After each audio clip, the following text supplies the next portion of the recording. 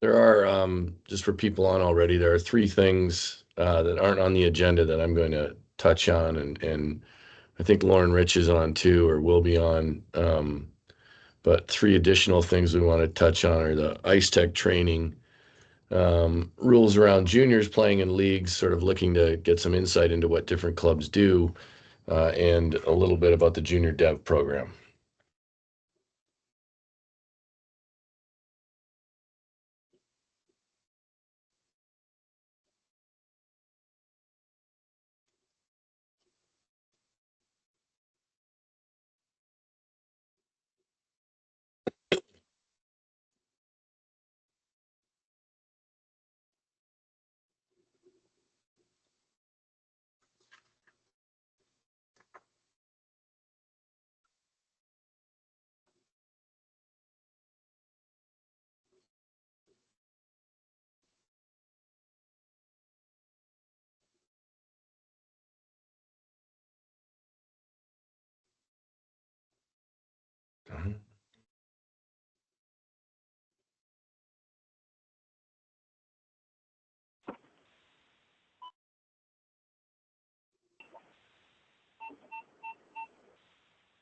All right, it's 8:02, so we're good started. I apologize for being I'm a little under the weather. The good news is that means I'll talk less, so we'll have more from everybody else, which will be great.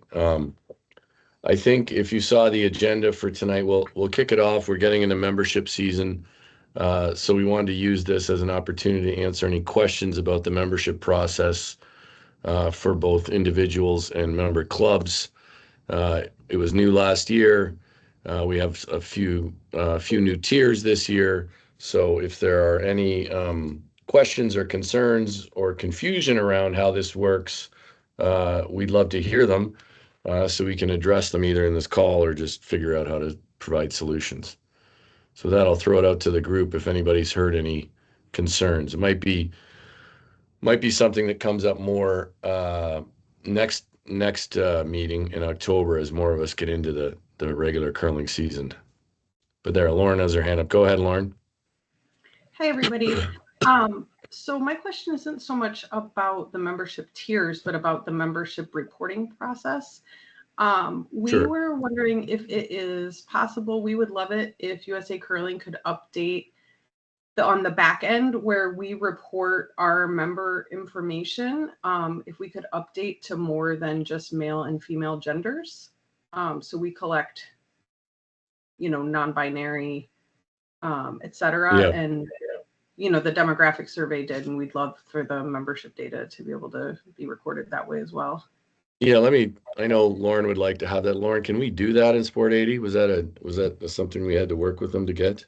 It has been requested multiple times, and Sport 80 is not currently able to manage genders beyond male and female. The reason that it's only male and female is that the competitions are generally restricted to male and female. Somebody who's typing could just go on mute. That'd be great. Go on mute. Oh, that might have been me. Sorry. Oh. All of the competitions are if there are gender requirements, it's either male or female. That's the only data that we use that for in the Sport 80 platform itself. So if you prefer not to submit gender data, last year it wasn't, I don't believe that it's required on the form. So you can leave that off. If somebody needs to change their gender for a competition that's coming up, just let us know. We can make that adjustment for them as well. But unfortunately, no, we're not able to upload anything other than male or female at the moment.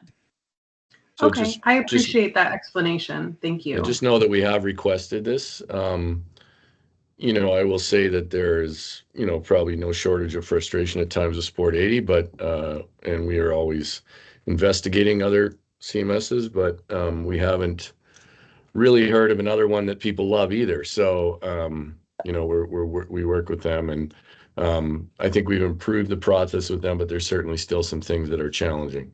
One of them I'm going to talk about tonight too, but any other questions related to the membership process, member clubs, submitting rosters, Byron has a question in the chat. He asked, when will the membership documents be sent? I was hoping to get them out this week. I think I might have to wait until Monday to get that out. I'm trying to get a pretty complete package of everything that I will send at once and also have it posted to our house. So rather than sending little bits and pieces along the way and having to make updates, I'm trying to just get everything complete and ready to go for you guys. So that's taking a little bit more time than I expected. Hopefully I can get that out Monday.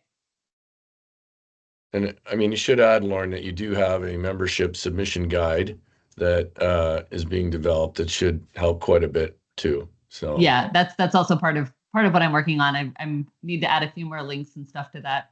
I just got the template kind of ready to go this week, so I was waiting on Sport 80 to make some updates to that as well. But yeah, I think everything should hopefully be ready to go soon.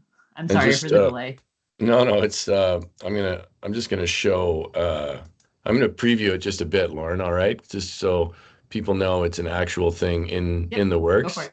So I just don't want people to think that so this is the doc that Lauren is putting together. It's really quite close to being done. We'll have all the, I don't know what other color Lauren wants to add here, but there's certainly lots of information here that I think should answer all the questions you have. So that was Lauren's note to herself right there, as you can see. So that was the one slide I was hoping you wouldn't show. I'm showing it, Lauren, because it's a working group. So yeah. So you can all expect to see that shortly. I've just looked at it today and it looks really great. So it should be helpful. Any other questions about the membership process and please, I guess, just communicate to your club leadership that if they have questions to reach out. I know sometimes some clubs, the treasurer takes on a lot of responsibility for membership. At other clubs, it's a club president. Some clubs have a membership person. So whoever it is, let them know that they can certainly reach out. I'm going to jump to 3 real quick because we do have another issue sort of software related to event registration before December 1st. If someone is trying to register for an event before December 1st, there are things like regional playdowns, the regions that use us for that registration, U18 playdowns, also a regional playdown. But some of those, they're until December 1st. There's a bit of a challenge, but we think we have a workaround. And Lauren, I hate to keep throwing it to you, but do you want to explain it? Yeah, so the problem is, it's a bit of a problem on both sides of December 1st, where if you have a current membership and you need to register for an event that you need a competitor to make a change to your membership before December 1st for this membership that expires on November 30th, your current membership, there's an event in Sport 80 under events called 2024 expiring membership change or something like that. And you can use that form to request this change and to pay for that upgrade. I upgrade that, or I apply those changes every Friday. And that's basically for anybody who is a basic member and wants to do something like register for Arena Nationals or the Last Chance Bonspiel, anything that's happening before December 1st. If you have to change your current membership, you would go through that form. After December 1st, things get a little bit trickier because there's not to bore you too much with the details, but there's how Sport 80 handles the membership renewal window and the prepaid memberships. If you have a prepaid membership that is a different type than your current membership, those memberships have different expiry dates. And the renewed membership that expires in 2025, so if you go into Sport 80 right now, if you have a basic membership now and you upgrade to a competitor membership for next season,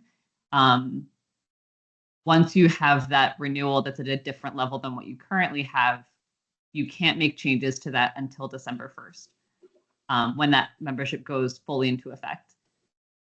I'm working with Aaron and a couple of other of our staff to try to figure out the best way to make changes on behalf of people around that. So this will impact people who are currently competitors and their club renews them at the basic level.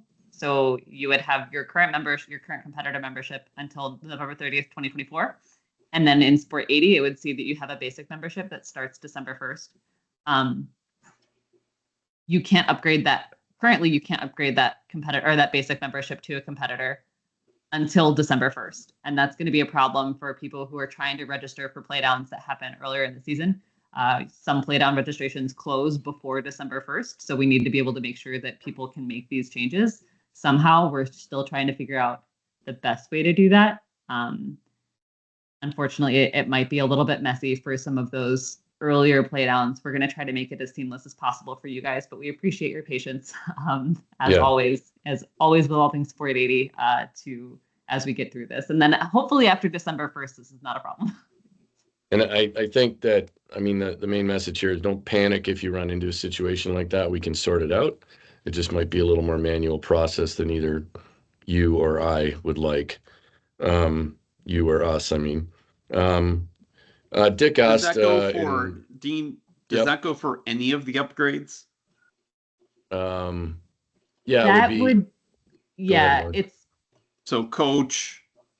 Yeah, it's basically if you go in and you manage your own membership and you make the upgrade yourself, like when you renew, you can renew to whatever level you want. If you do that on your own, that's totally fine. The problem is going to be for people who have their basic membership through their club.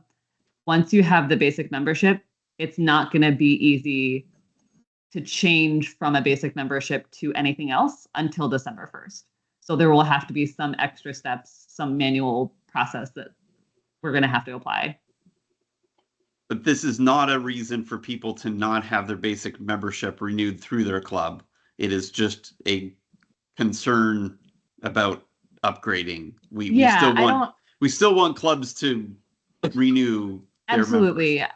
I don't want to ask clubs to change their renewal process just because of this. I think this is going to be something that we can manage. It might be a little inconvenient for some members. It might cause some confusion, but I don't think that it's worth overhauling how a club handles their membership renewals for this. I definitely don't want to ask clubs who are collecting dues on our behalf to have to, sort through who paid individually and who paid through the club more than they have to. So I'm trying to avoid recommending people manage their own memberships if their club has intended to manage it for them. I would still like that to go through the clubs if the clubs are doing that. So I'll just add on the other note is this doesn't affect, it's not like this is affecting thousands of people. It's a relatively small number, but we understand people could be frustrated. So we want to make sure you know that. To Brett's point, I will reiterate that yes, we definitely appreciate all the clubs that do collect membership on our behalf. Obviously, we all know that if you give someone, it definitely results in more members. So whoever clubs get to it, whether they're encouraging or just collecting on behalf of the club like mine is, it's definitely appreciated and valued. If anybody has any questions about the discount too there's the member club discount related to individual members at a club, I think the main thing is to know that if you want to take advantage, if your club wants the discount in this current season, they need to submit their roster before November 30th. So this is the $5 rebate. Right. So the November 30th date is one that clubs who do collect dues will want to collect USA Curling individual member dues will want to try to hit. Phil, you've had your hand up for a bit. Yeah. Go ahead, Phil. Yeah, actually, this is a quick question. I just have questions about two specific members, and I'm just wondering if Lauren, I can contact you offline because I don't want to take up the group's time with this. Absolutely. I'll put my email address in the chat, but it's lauren.rich@usacurling.org. You can set up a time or you can just shoot me an email. Yeah. Are there any questions about the different membership tiers? And appreciate that comment, Jonathan. I know there was some things with Arena Nationals and registrations that we sorted out, but yeah, I think that's good advice. Utilize your regional officers. Yeah, we did communicate the tiers. I'll quickly say, you know, we eliminated the premium, added the silver, and separated the coach from the competitor. And we're adding more online education for the coach membership. So those are the main changes. Um, and obviously we're hoping that silver membership might appeal to more people. We felt like the premium membership at 50 wasn't differentiated enough from the basic at 25. So, um, here's one I want to throw to everybody in the group. It's really, I said your Olympic Games and trials marketing ideas, including for the mixed doubles trials in February. Um, we'll be working on Olympic marketing packages for clubs and some things around trials as well. But I'd love to get input from anybody here if it's things that you've thought about that you wish you had access to, or ideas you've had that you think could work well, and we'll steal them, and I'll promise we'll give you credit. But this is a good group to find out from.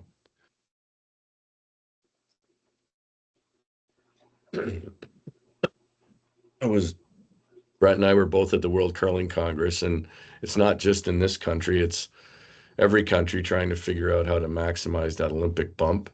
And frankly, I think we can probably, the big thing I'd like to do is have higher conversion rates of the people we come in to try it, and figure out how to get more people to stick.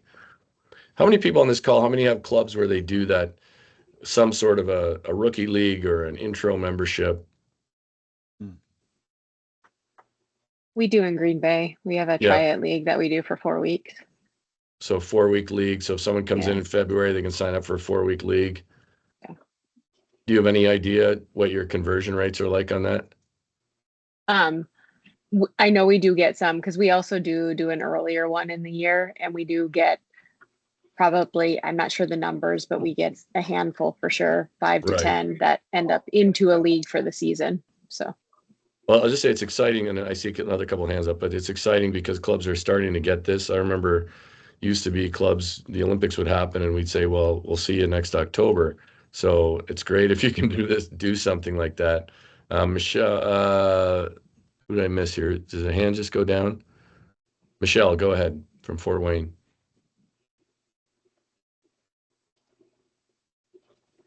I was just raising my hand saying that we do rookie leagues as well.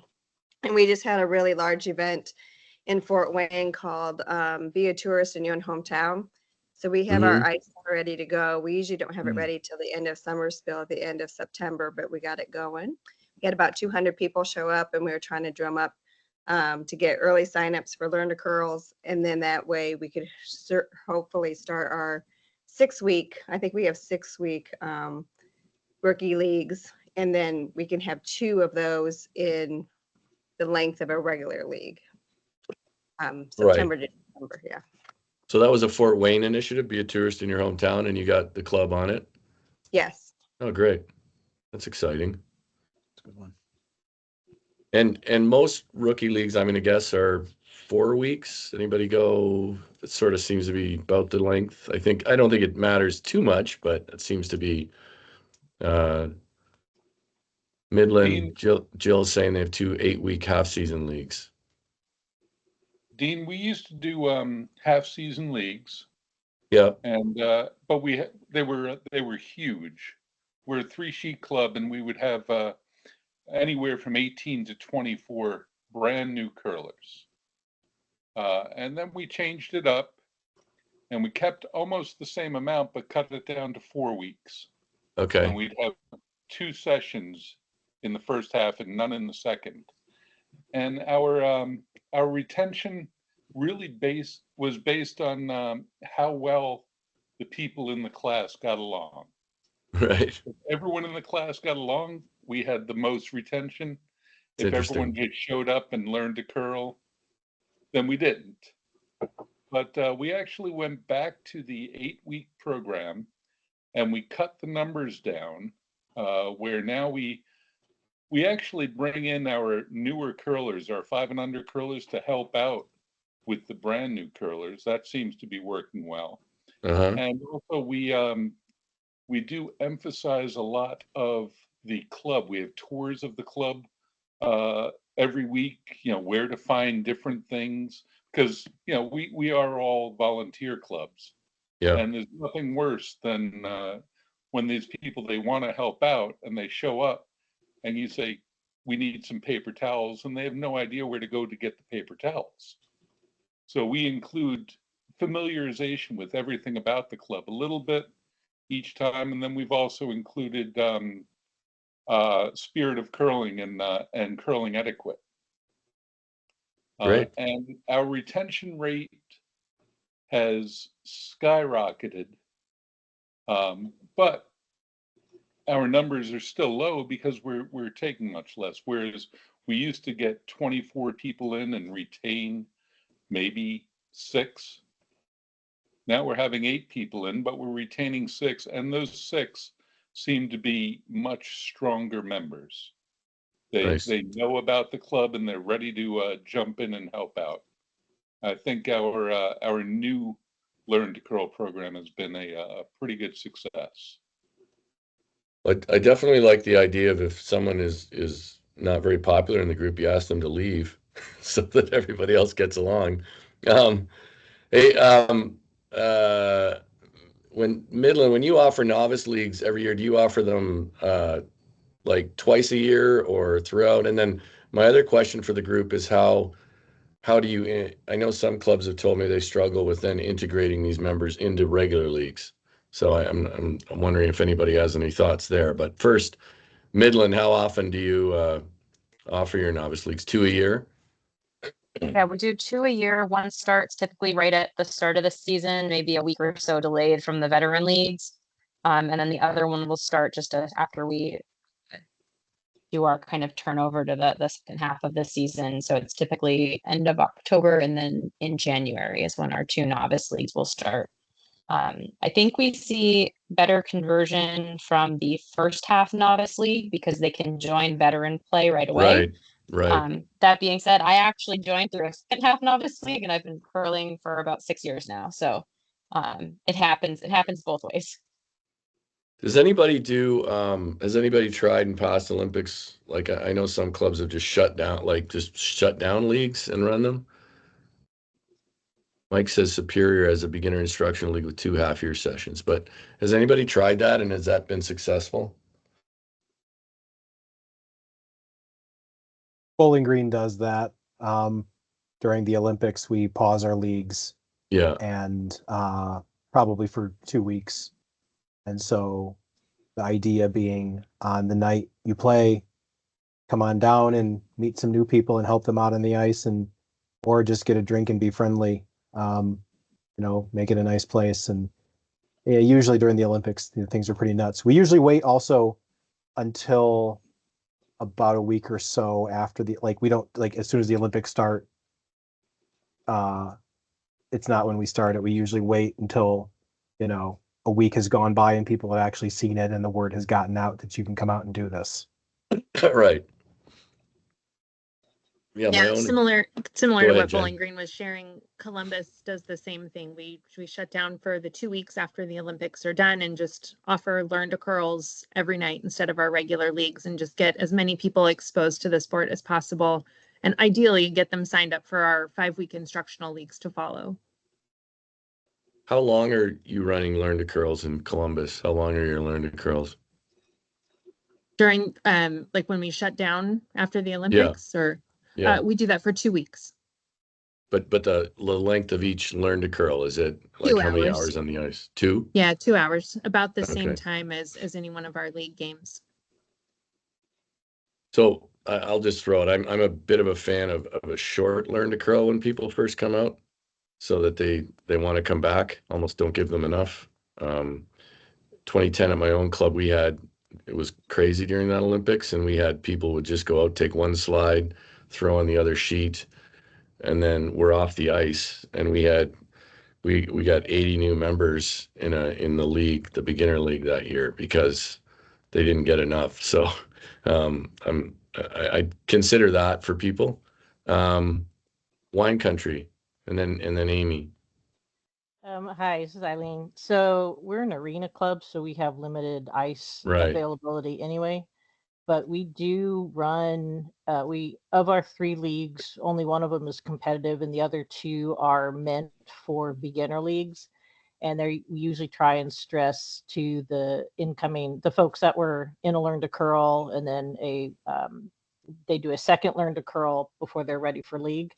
Yeah. And then we usually pair them up. But as far as our learn to curls, so it's a 2-hour learn to curl, but then we give them a token that allows them to come back for the free second session that we want them to have before they enter into league. But so basically it's 2 learn to curls for the price of 1.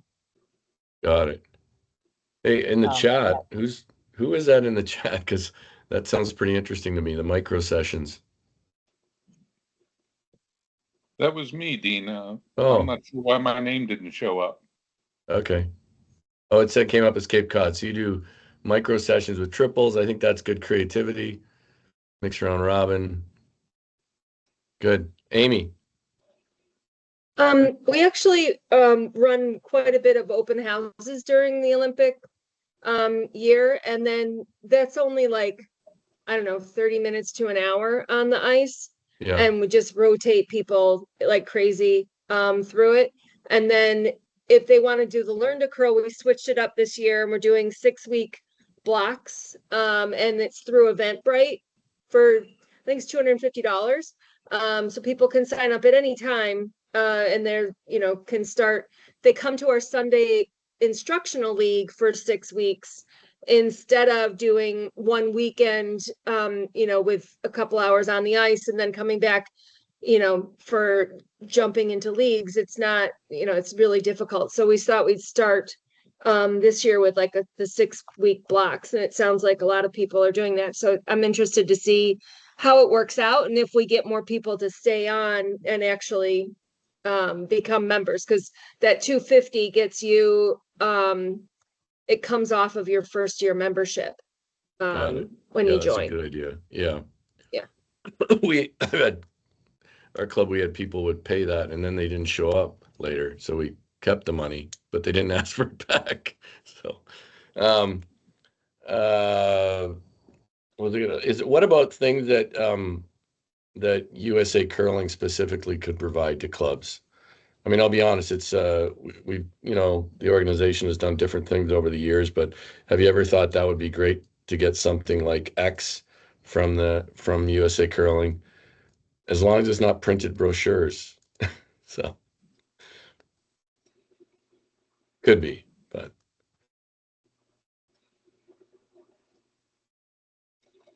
well, if nobody has, I think just really promoting where people can find curling when there's an event, or if there's an opportunity for USA Curling to advertise, to also talk about find your local club and, things like that. Or if you're targeting an area, talk about the club that's in that area. I think that would be great. And I like that when you talk about when there's commentary, you talk about the club that people came from. So that also is great. Right. Yeah. And I mean, I think we're hopeful that maybe one of our new sponsors or a potential sponsor might be interested in doing something like that. Dales, for instance, is very focused on the member club activations. So there may be some good things that they'll bring to that as well. PDF templates, sticker name tags. All right, well, we don't have to have all the big ideas here. So, but if you have ideas you'd like to share, please, this group would be great to get them from. I'm not going to tell you we can do absolutely everything, but we are looking for ideas. I do think, we're pretty focused even now on trying to leverage the 26 games. It doesn't 26. Seems like we just got done with Paris and Paris Olympics, but the Milan Cortina's, in the words of Bo Welling, coming at us like a freight train, and we'll be here before we know it. So we're trying to get ahead of the preparation. We discussed that. So here are 3 things that we're. First, I'll talk just about Ice Tech training. This is Lauren, as many of you might know, is also one of our Ice Tech educators.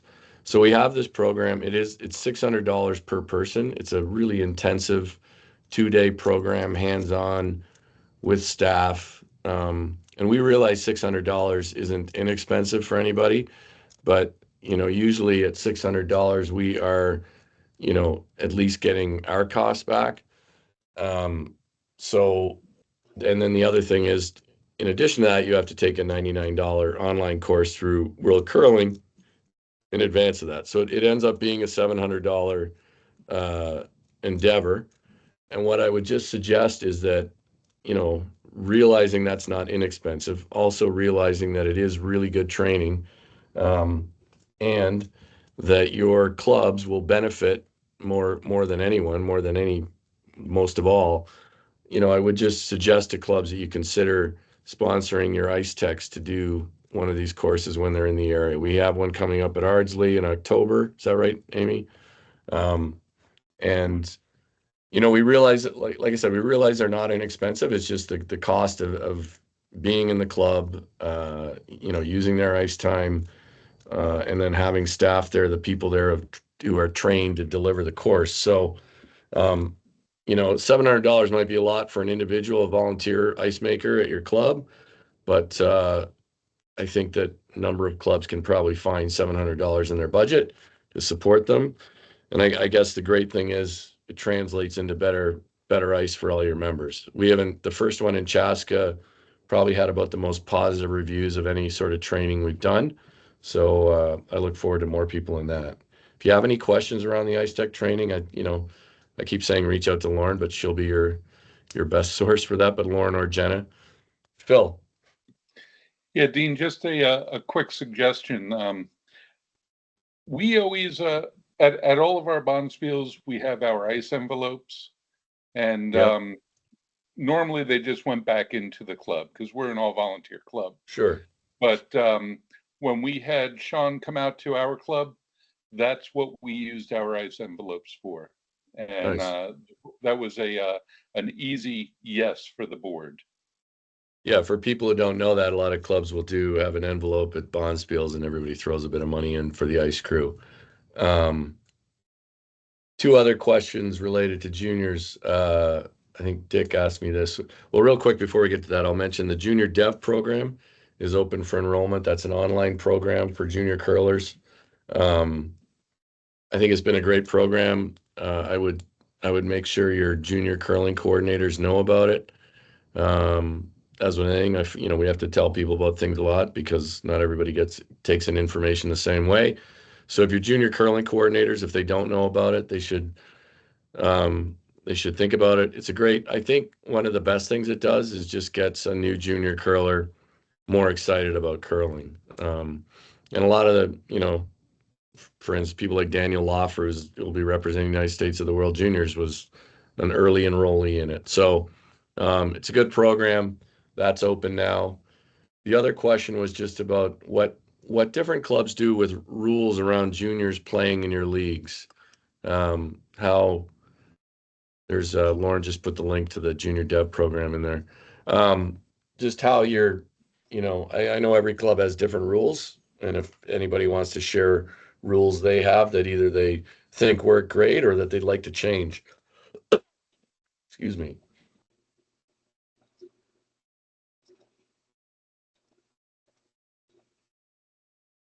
Go ahead. We currently have where we allow juniors to register at 14 for a league. Now there's some leagues that are a little bit more cautious of that, but we definitely have had some in our mixed leagues with their parents. So we have daughter and son with their mom and dad. In those cases, there's been a few times where we've allowed for a 13-year-old to come on if they're curling with their parents. But Right. We had a men's league where a gentleman was there with his two grandchildren who had come up through our junior program also. So they were very, they're very familiar to being on the ice and how curling worked. Yeah, It's been successful. They've been good at that. So yeah, we certainly encourage junior participation. I understand where there might be a league where maybe some adults don't want kids there, but my experience is that most of our junior curlers, when they get to play in those leagues, are good contributors to them. Phil. Yeah, Dean, we have what we call our elevated juniors, and those are juniors that are capable of playing in adult leagues. They're put up by our junior coordinator, and it goes to our curling committee and our league managers. And normally, if the junior coordinator puts them up, it's almost a no-brainer. But they do look at their maturity, stuff like that, and they once they're approved as elevated juniors, they can play in any adult league. Great. Elevated juniors, interesting. I also understand if you have a league that's full, for instance, you probably want to favor adult members with that, but That is correct also. We do that. whenever there are openings in leagues, I think it's in there. If there are juniors willing to fill them, I think it makes sense. Dick, what's the policy at Broomstones where you have a lot of full leagues? Yeah, the juniors could sign up for one adult league, but it was the pushback was, and I think Phil just used the right term, the elevated junior. Like we have a couple kids who are playing, who have played for or competed and won medals at national championships. Our U18 team won the girls side last year, and those kids were being limited to a single league just by policy. And the pushback from them and from some of the people in the club was like, you want the juniors to play. Like we're pointing toward 34 to get kids on the podium. We got to get our juniors playing as much as we can. And there was some pushback from that. So the genesis of my question to this group was around that, was if, to Phil's point, elevated juniors are allowed to play in the league, they're encouraged to play as much as they can, or they're being limited. And that was just and I appreciate people's feedback on that. Lauren Whitmer, who will be the host of the U21 Junior Nationals this year. So go ahead, Lauren. Thank you, Lauren. Yeah, so at Bowling Green, we have a program that's called Rock Stars, which is for the little kids, like 6 years old through around 3rd or 4th grade. And it kind of is a little wobbly of when they move into the, like depending on each individual kid when they move into our regular juniors program.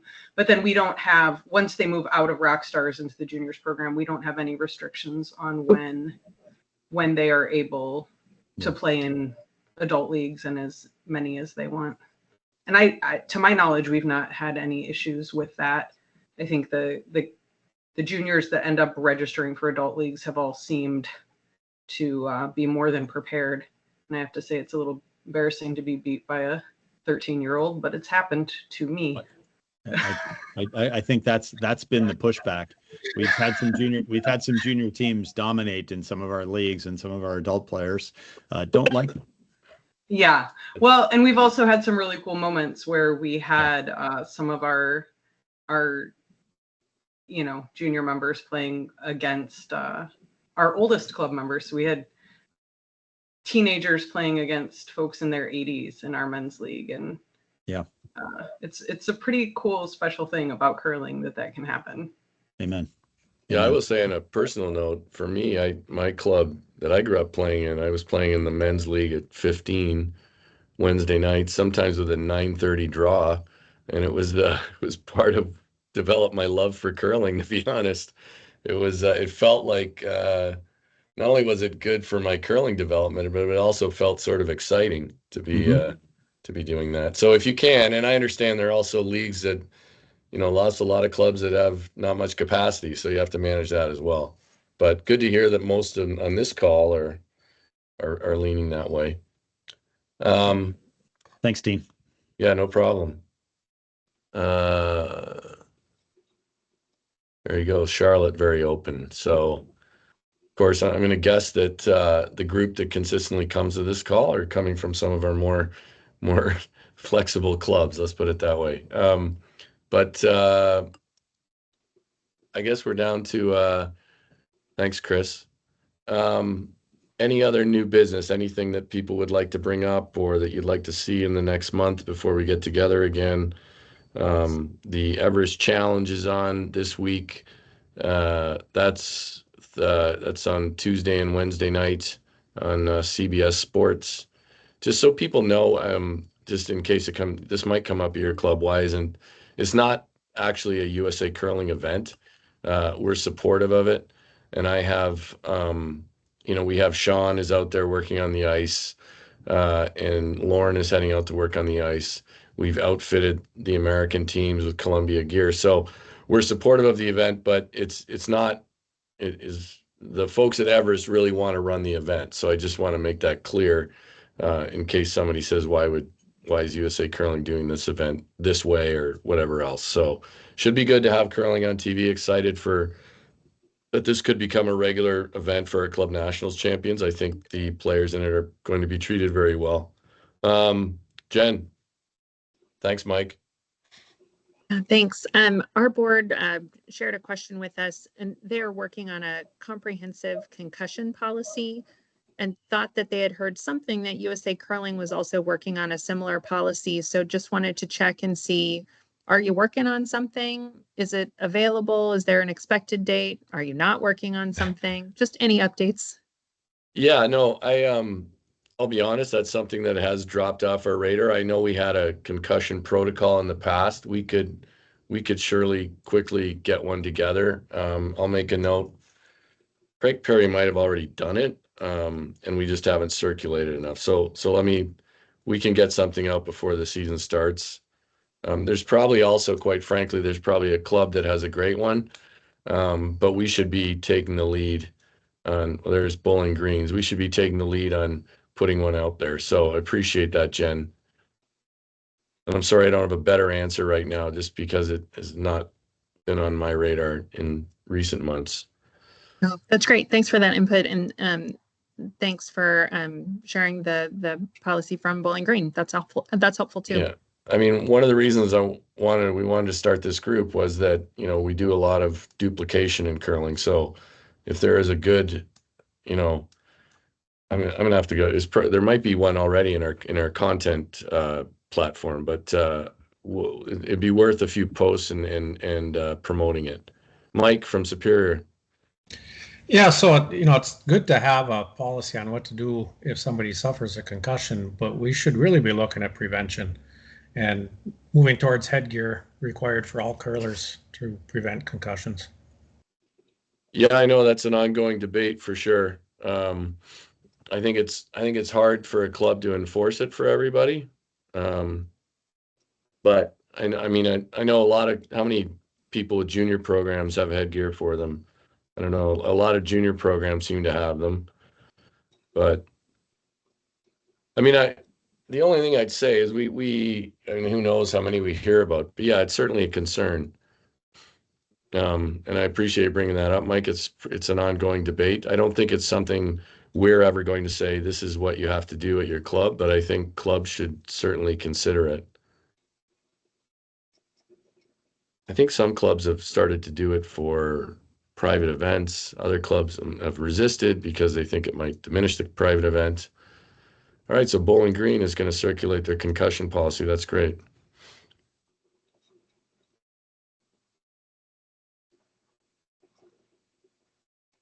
Any other new business? Oh, Lauren, you had something you wanted to add. You had an ask for the group. Yeah, I've been kicking this idea around for a while, and then the mention, I think from Phil, about Canva having a free resource, or being a free resource for 501c3 nonprofits, reminded me that I've been wanting to ask if there is anyone in this group who would be willing to put together, a couple of people who might be willing to put together a handful of resources that have 501c3 discounts or special pricing or anything that we could share on our house to kind of help clubs get some more benefits and use out of some things that they might not be aware of. This is something that I've been thinking about for a long time. I just haven't had a chance to get a list together. I know that Google Workspace is free for nonprofits, and like they said, Canva has a free platform for nonprofits. So if anybody knows of anything and would be willing to put together a list, just like a spreadsheet of what it is and what the discount is and why it's useful, I think that could be something that we could start to really build on in our house to help clubs. have access to more discounts and stuff. Yeah, that'd be great. I know a lot of clubs get software through TechSoup, but and even USA Curling, we have a discounted rate with Microsoft, but as a nonprofit. So if anybody wants to, we won't. If anybody puts their hand up or wants to just come to the next meeting with that, that would be great.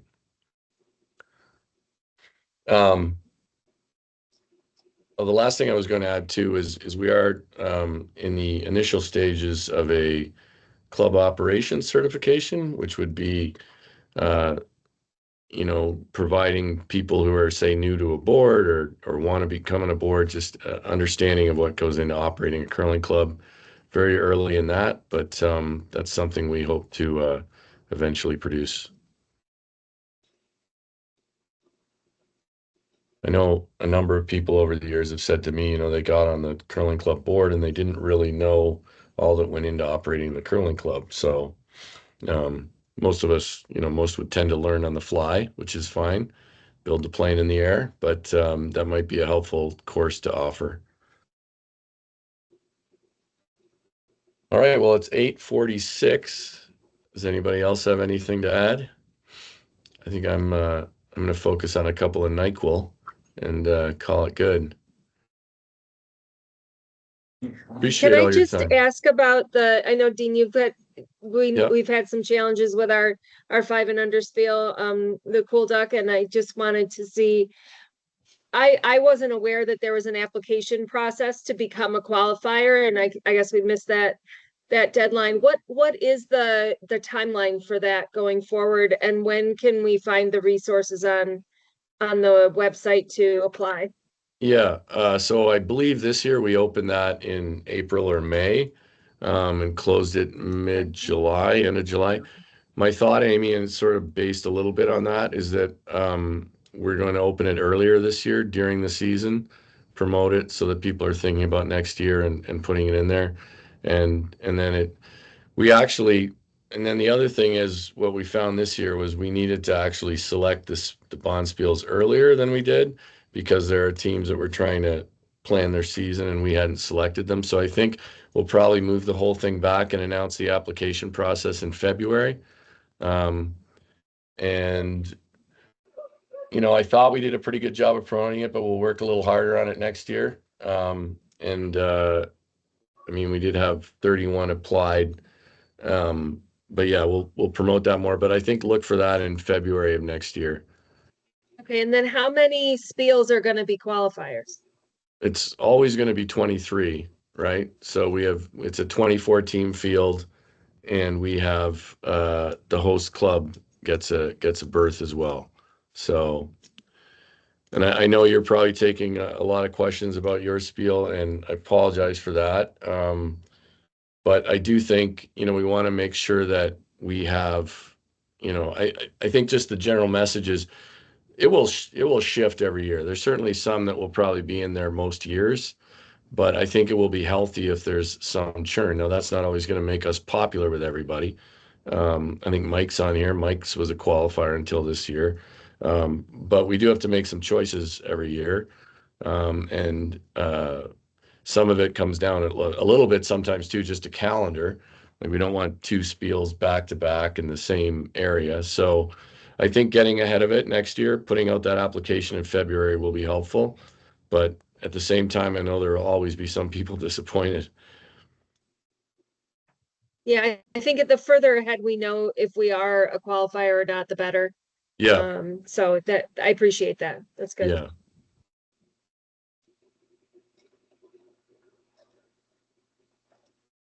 Anything else? Anybody else have questions around the 5 and unders? Which is really, it's quite a story, the event itself, how popular it's become. So, and I really do, just last thing on that, we did add we have 2 additional women's spiels this year that are for women only. And that's because we do want to promote women participating. So, typically the open spiels are often won by teams of all men.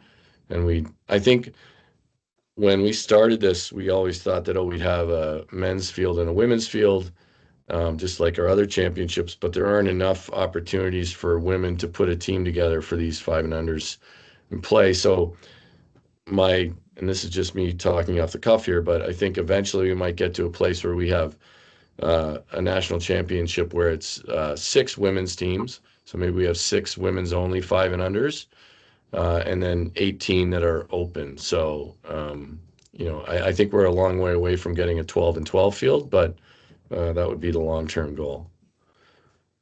And there's value in the open as well. I don't mean to diminish that. It's just that we get feedback even this past year when you look out in the semifinals and it's all men on the ice, right? So, which I can understand. And we definitely want to, I think curling is a great sport for women and we want to promote it that way.